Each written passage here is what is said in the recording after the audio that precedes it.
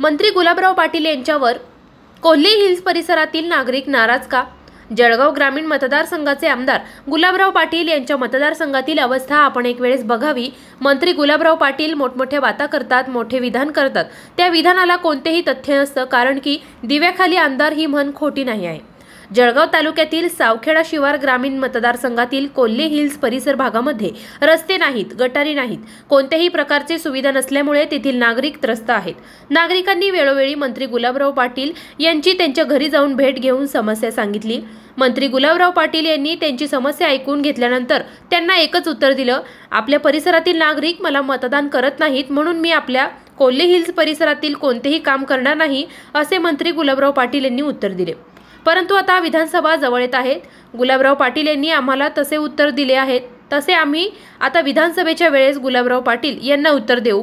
Kolhe hills परिसरातील सुज्ञ नागरिक।